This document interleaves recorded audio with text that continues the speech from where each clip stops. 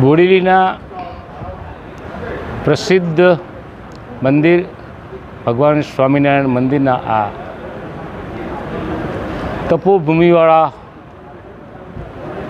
હોલમાં આજે અમારી કોંગ્રેસ પક્ષની મિટિંગ એટલે ચિંતન રાખ્યું હતું કે આપણે ઘણી જગ્યાએ જીત્યા, ઘણી જગ્યાએ હાર્યા, પ્રજાએ સારું કામ કર્યું, યુવાને સારું કામ કર્યું, એનો આભાર માનવો જોઈએ.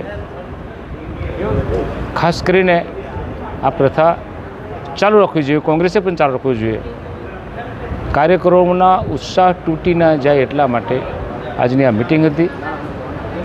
આવનારી તાલુકા પંચાયત, જિલ્લા પંચાયતની ચૂંટણીને ધ્યાનમાં રાખીને જે ગામડામાં જે બૂથ ઉપર ઓછા મત મળ્યા છે ત્યાં નવેસરથી તે ગામના માણસો સાથે, આગેવાનો સાથે મળીને નવા કાર્યકરોને જોડીને અને કોંગ્રેસમાં હોય ને કોંગ્રેસનું કામ ના કર્યું હોય તેવા લોકોને બાજુ પર મૂકીને કોંગ્રેસમાં નવું જોમ લાવવું છે.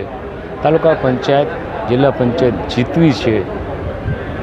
આ લોકશાહીમાં તાલુકા પંચાયત, જિલ્લા પંચાયત, ગ્રામ પંચાયત, વિધાનસભા, લોકસભા આ સરકારના કામો કરાવવા માટેના અંગ છે અને એને મજબૂત કરવી એ અમારી ફરજ આવે છે. અને એને ધ્યાનમાં રાખીને પાર્ટી આદેશ આપે તે પહેલાં અમે નવેસરથી સમિતિઓનું ગઠન કરીને કોંગ્રેસને મજબૂત બનાવવા માટે આજની આ ચિંતન શિબિર હતી. ઘણા બધા સૂચનો મળ્યા છે, એ સૂચનોને ધ્યાનમાં રાખીને અમે બધા આગળ વધશું. હારવાનું કારણ તો કોઈને કહેવાનું, દોષનો ટોપલો કોઈને પણ નાખવાનો ના હોય.